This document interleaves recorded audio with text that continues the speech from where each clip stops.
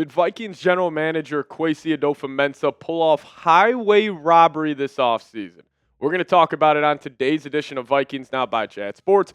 My name is Patrick Siepman, and coming up, we're going to be diving into a bunch of new contract details that just dropped late last night. A lot of these kind of margin signings for the Minnesota Vikings actually look like great bargain deals. But speaking about this offseason, I want you guys to get down in the comments section and let me know what was your favorite move from the Vikings offseason. It could be the Jordan Mason trade.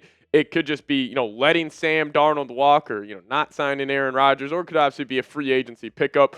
For me, I'm going to go the Jordan Mason trade. I think that's going to pay huge dividends for the run game next season for the Minnesota Vikings, and also just adding a sense of physicality to this offense, which they have not had under KOC. But you guys let me know, what was your favorite move from the Vikings offseason? So the contract details started to flow in last night, and Jeff Okudah was the first one that dropped, and he ended up signing a one-year, $2.35 million deal with $1.17 in guaranteed dollars, and then a signing bonus of $1.18 million. Now, Jeff Okudah, number 3 pick, back with the Detroit Lions, has definitely had a rough start to his NFL career. But I do want to highlight the 2022 season where he played his best football. And maybe if the Vikings could tap into that, it could be huge for this team. Now, only giving up 40 receptions on 65 targets, gave up 622 yards, 2 touchdowns, had an interception, 5 PBUs, and also had 2 touchdowns that season, 1 being a pick 6 and 1 being a scoop and score. But my thoughts on Okudah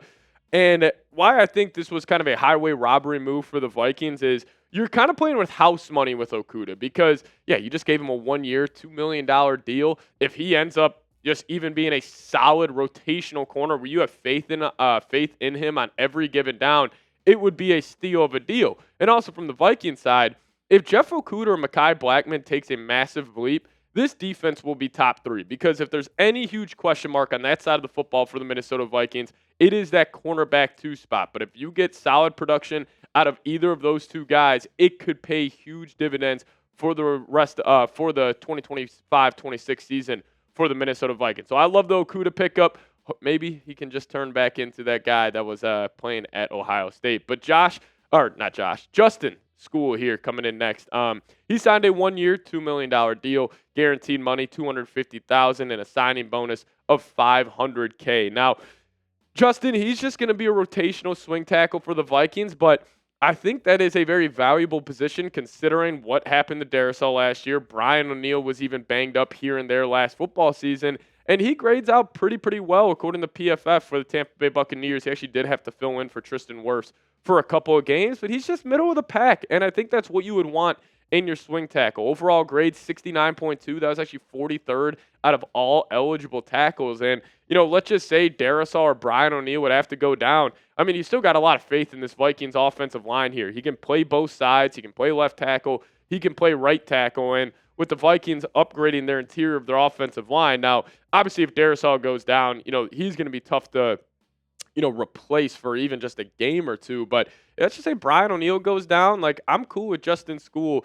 playing next to Will Fries. I think the Vikings could, definitely manage that side of the offensive line. Obviously, if Brian O'Neill were to have to go down the injury. So I think that's a great deal. But then also another great deal at the linebacker position, Eric Wilson. I thought this was going to be maybe 1 year, $4 or $5 million, but they were able to bring him back to Minnesota on a 1 year, $2.6 million deal, guaranteed money $1 million, and he also got a signing bonus of $1 million. Now, Eric Wilson was with our division rival, the Green Bay Packers, this past season, and he had a pretty solid year. 38 total tackles, 2 sacks, 1 forced fumble, 1 interception, and I just think he is a high-end backup at the linebacker position. On that deal, the Vikings got him. I mean, that is a steal. He knows the culture. He knows Minnesota. He clearly wanted to be here. And listen, I love Ivan Pace Jr.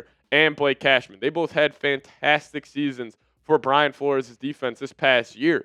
But we also saw both of them had to miss time due to the injury. And we saw Grugier Hill step in and play some big-time football, actually specifically against the Packers when he had that unreal interception against Jordan Love. But, I love the combination of Pace and Cashman. They complement each other's games perfectly as Cashman, just a do-it-all linebacker, great communicator, great in coverage, and also when he's blitzing, I mean, he is a freak, having 4.5 sacks last season. And then Ivan Pace just kind of being that wrecking ball at the linebacker position. Like, he is truly one of my favorite players to watch. But having Eric Wilson being able to step in for a game or two, I think it's going to be huge. Now, we'll dive into Harrison Smith's contract here in a second and also talk about some other moves. But I want to get you guys' thoughts on this. Do you trust Kwesi Adofo-Mensah? If you do, hit that thumbs up icon. But if not, comment why down below. I'm assuming if you guys don't, a lot of it has to do with the NFL draft. But you guys let me know. Do you trust Vikings GM Kwesi Adofo-Mensah?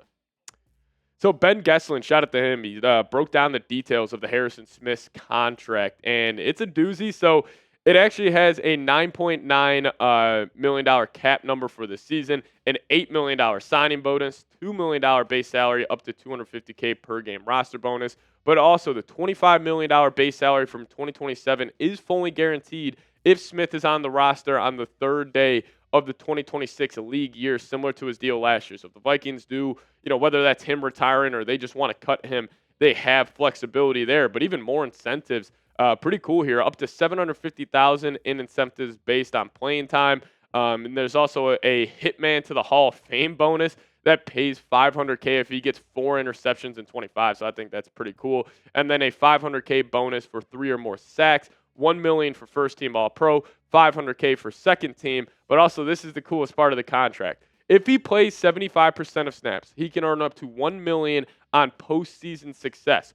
$250K if the Vikings win the NFC title, $500K if the Vikings win the Super Bowl, and this is the best part. $1 million if the Vikings win the Super Bowl and Harrison Smith is named Super Bowl MVP while playing 75% of snaps in the Super Bowl. If that ends up happening, oh my God, the Vikings should up that $1 million to $20 million if Harrison Smith lands Super Bowl MVP. Could you imagine a pick six from the Hitman to get the Vikings their first Super Bowl title ever? I mean, it would just be a absolute cinema potentially. But Harrison Smith this past season, definitely lost a step. Not the same guy he once was, but he's still an elite communicator, the leader of the secondary, and just a great guy to have in the locker room.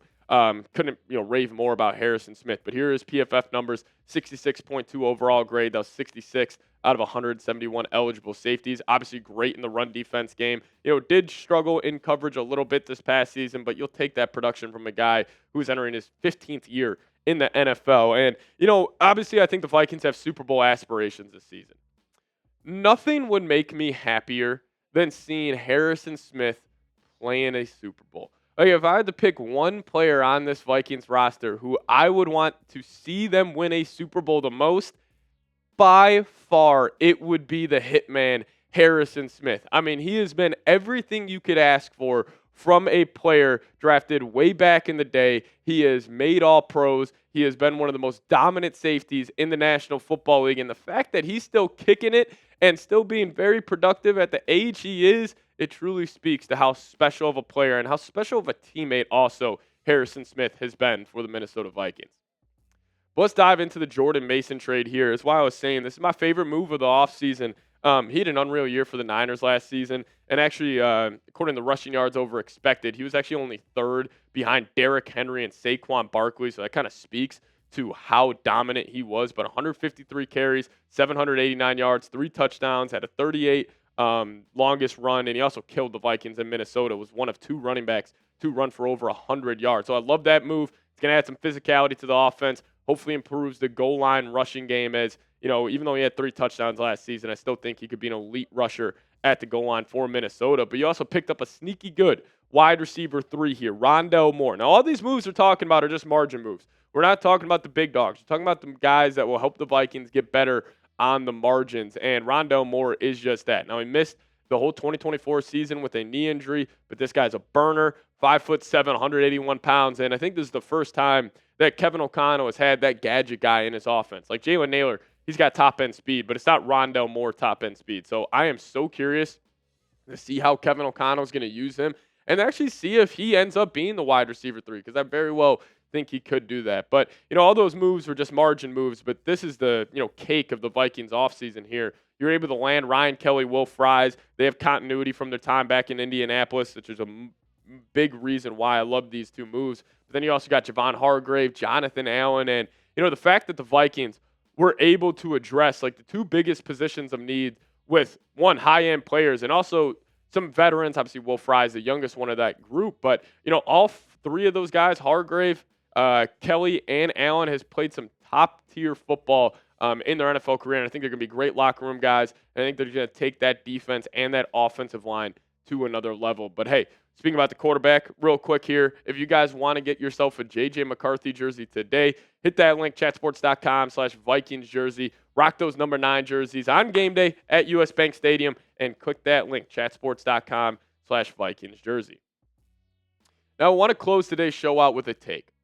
I think this was the best Vikings free agency period in NFL or in their franchise history because, we look at last year, Grenard, Cashman, Van Ginkel, Darnold, Aaron Jones. I mean, that was a special free agency class as well. But if you combine what you did last year, still having Grenard, Cashman, and Van Ginkel, then you add on everything they did this year. Like, I think we're going to be looking back, and yes, Kwesi has missed in the NFL draft, but also he has crushed free agency. And I think that speaks to the organization, their weight training facility, their dining area. It is all A-plus stuff from the Vikings. And top to bottom, shout out to Roger Bong. He mentioned on the live show yesterday, like, what other organization would you rather be a part of in the NFL when in terms of ownership, GM, head coach, culture, just facilities, everything? Like, the Vikings check truly every single one of those boxes. And I'm just hoping the Wilfs, with all the money, time, and energy they put in, that they eventually get a Super Bowl here in Minnesota. But I do want to say thank you guys for watching this entire show. And if you guys made it to the end of today's show, just hit me with a skull down below in the comments section. Make it look like US Bank Stadium on game day. I cannot wait for the season. Haven't been more excited for a Viking season in a very, very long time. So if you guys could, hit me with a skull down below. And also, friendly reminder, if you watch this whole thing, clearly we're doing something right here. So if you guys could show some support for the channel, hit that subscribe button, and we'll see you guys next time. As always, Skol Vikes.